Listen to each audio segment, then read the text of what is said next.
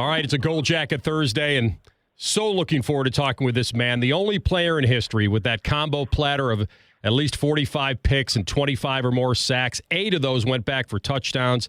That's top 10 in history. The Super Bowl champ, as you know, with Tampa Bay, 2000s all-decade team. Man, he knocked on the door so many times. Canton finally said, it's your time. Class of 23 into football heaven. He's back, the all-everything defensive back, Ronde Barber. Ronde, how you doing? Thanks for this time.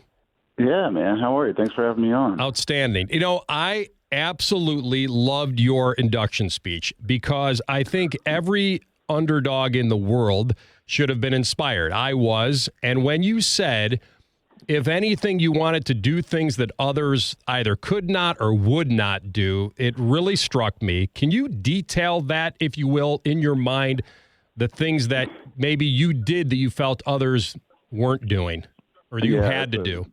Yeah, it's a great question, man. When I was preparing that speech, there was a couple of things. I had somebody help me, but there was a couple of things that I knew that I wanted to say, and that was at the very, very top of the list. Obviously, you get past thinking, recognizing my mom and my brother and all those people. But I went into writing that speech wanting to deliver the message, which you kind of referred to, and it wasn't as if I wasn't ever successful. I mean, that's just a lie. I mean, I was dominant in high school. I was dominant, obviously, after my redshirt freshman year at Virginia. But when I got to the league, it was a slow start. Didn't play at all my first year. And I was on a team with a bunch of really good players, obviously. 3 of them are in the Hall of Fame with me. And once I did start having a little bit of success, there were still so many doubters out there against me, writers, people that just really didn't understand my process. And there was many, many days, weeks, months where I used other people's doubt as fuel, right? And so when success started to come for me, I was NFL Defensive Back of the Year in 2001, led the league in interceptions. First time they'd hit double digits. I had 10 in like 20 years, and it didn't feel like enough. It didn't feel like the recognition was there, that I wasn't comparing against my fellow pros. I mean, granted, I played in an era where Charles Woodson and Champ Bailey were the most dominant corners in football, and I felt like I was not in that conversation. So to answer your question, and it's a long way to answer this question, but it's important to have context. But when I tell you this is, I went into work every single day and did a little bit extra, or at least what I thought was extra, and told myself that those peers of mine on other teams or guys in my own building, which I knew, weren't doing what I was doing, whether that was, honing a technique or sitting in the film room, reanalyzing myself. I mean, I watched a lot of film on other people, but I spent a lot more time watching myself, trying to perfect my craft, or if for lack of a better term. And in my mind, I couldn't see people spending as much time as I did doing that. And it just kind of, translated itself into those words in my Hall of Fame speech. But it was really just that extra work that I was putting in, trying to prove to myself and other people that I belong. And it's funny hearing me say that now. 16-year career, never missed a game, and in the Hall of Fame. But the reality is it wasn't always easy, and there was a lot of doubt in myself, in my game, self-doubt that I had to overcome. And but at the end of the day, it just drove me. I think it's an outstanding answer. It's incredibly candid, and it struck a chord with me, someone that's been in this business for a long time and that's always fighting for that extra whatever to make something unique or make yourself stand out. We're talking with the 3-time first-team All-Pro, Ronde Barber up in Canton. How did you feel when Tony Dungy kind of created this belief in this core, couldn't get you all the way home, was let go, Gruden then comes in? Were you skeptical at that time? Did you feel like it was a weird transition because you guys have had a lot of success and then they get rid of him? And I know you probably thought about Gruden. And listen, they gave up picks. They spent money.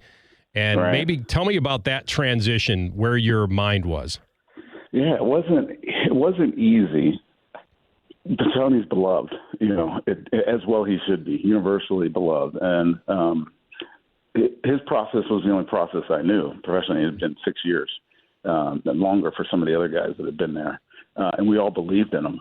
I would say the reasoning behind it was us not being able to get over the edge and get to a championship game. We lost the NFC Championship in '99. We fell short in 2000, 2001, losing to Philly on the road.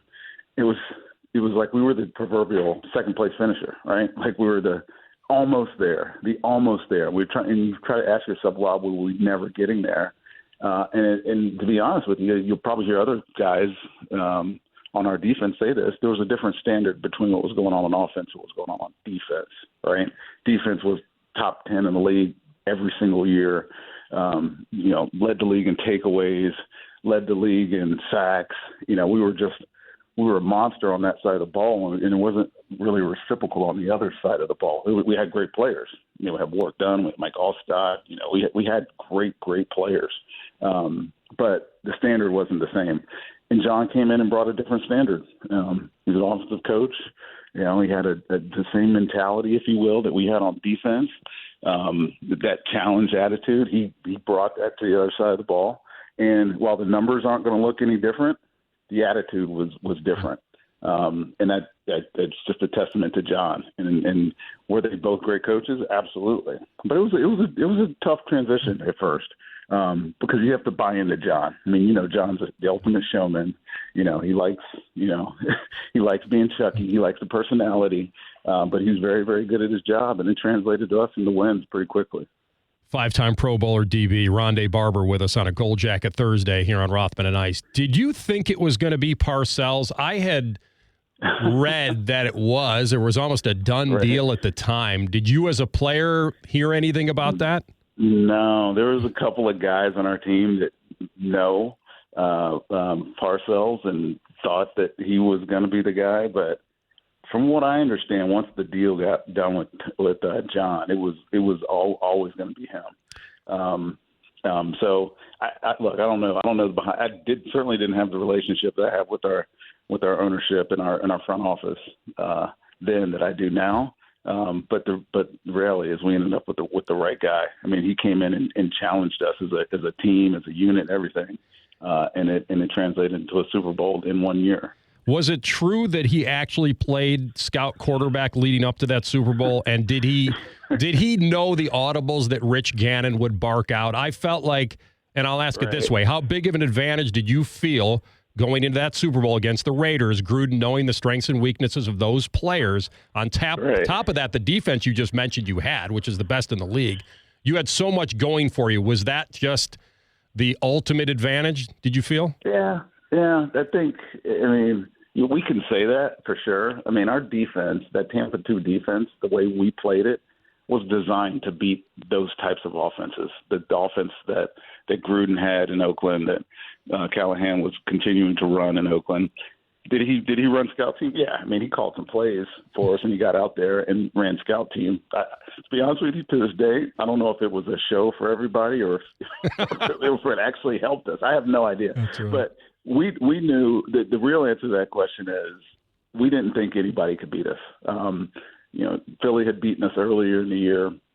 We knew that on our side of the bracket, we had to beat those guys. And so once we beat those guys the week before, actually it was the week before because there was no bye week that at that time for us. Anyways, once we beat them, we had no fear of whoever we were playing on the NFC, even though they had the MVP and Charlie Garner and Jerry Rice was older. They had Tim Brown was older. Like we knew they had talent, but we knew that we were the better talent. And our defensive performance kind of proved that. So whatever advantage we had from the Raiders coach the previous year being our head coach and running through a couple of scout team plays, that wasn't what did it. I don't know. I agree. Arguably the most versatile defensive back in the history of the NFL, a Pro Football Hall of Famer, Ronde Barber. Let me take you back because I jumped ahead. The House of Horrors, Philly, going back for that NFC Championship game. Sub 30 degrees, Gruden's still wearing a visor, but and you're not aware of what's going on at the time because Aikman is talking all about Dawkins and Troy Vincent and Bobby Taylor and that Donovan was going to kind of shred you guys, tear you to ribbons a little bit, especially you. Like, it was weird, like, watching that game. Relive that moment for me. The pick six, maybe the greatest play in the history of Tampa Bay football. Did you was it designed that you were going to fake that blitz and then drop out, or is that your instincts at the moment? No, it's just our instincts, my instincts. And you play in the defense long enough, you kind of understand, what teams are looking for from you. Now, I don't know to this day if that was the play called, if it was hot, or because it was a three-step routes by the receivers, and it didn't really look like a hot read. But to set the scene, that for me personally, that was probably it was my best game, and it wasn't just because of that play. I had a sack fumble earlier in the game.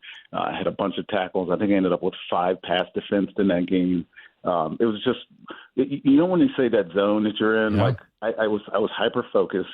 I understood the importance of the moment, and I knew that my position was going to be asked to make a lot of plays. It just was. We went into that game knowing that there was a lot on my plate, and I was ready for it. But that particular moment, that 92-yard touchdown that kind of sealed it, they were in hurry up. They were down, but they were in hurry up with 4 minutes or so left in the game. And Donovan's just doing Donovan stuff, man. Like, he's scrambling around, making unbelievable plays out of the pocket, avoiding Simeon and Sapp, like stuff that he shouldn't be able to do in those situations. He did. And the play right before that, he runs around for, I don't know, felt like 10 seconds and makes this long completion down to the 12-yard line or whatever it was. And you're in hurry up. They're playing fast. We're playing fast. We're really just in cover two. I mean, we don't have time to make another play call. But when Monty used to felt the energy going away from us, he would just call pressures. So that's where the instinct for me to showcase that came from. Because a lot of teams that played us knew if you made a big completion in 2 minutes, we were blitzing you. And so I just stuck my face in there and pretended like I was coming.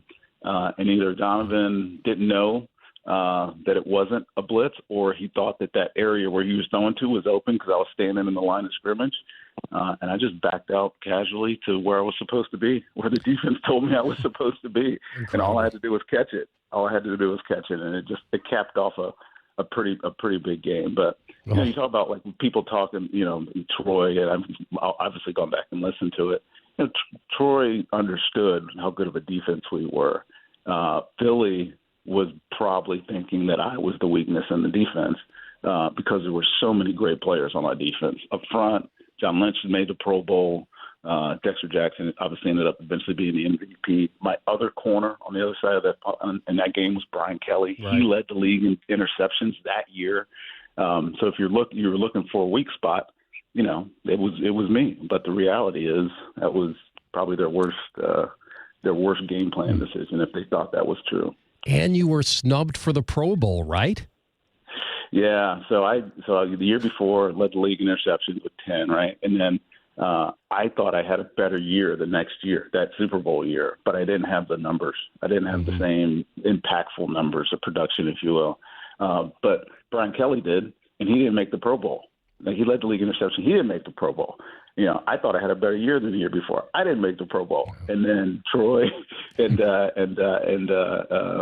Bobby Taylor did make the Pro Bowl. That's right. And Brian Dawkins. So we're playing in a game. They got 3 of the 4 defensive backs in the Pro Bowl, and we got 1, John Lynch, and we felt like we were the better defense. So the chip that was on my shoulder was on all of our shoulders, to be honest with you. And it just materialized itself in my play that day. Well, as the quote reads, you don't need no stinking Pro Bowl, man. You got a championship out of it. You'll be a part of this weekend. I want you to go to that staff kickball game and just destroy people. No question. I think I can be a guest pitcher.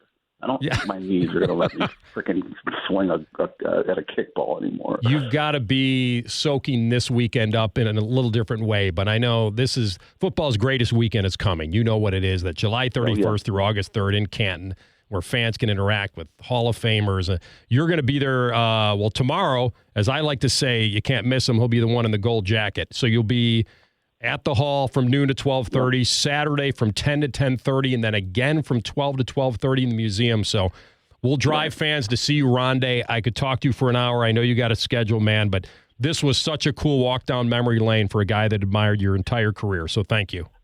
Appreciate you having me on. And yeah, it's great to be in my forever home doing forever home type stuff. So Hall of Fame's a great organization. Glad to be part of it. And this residency program is pretty cool for us to be here. Hall of Famers in the Hall of Fame. That's awesome. Be well, my man. Thank you. Yep, you too.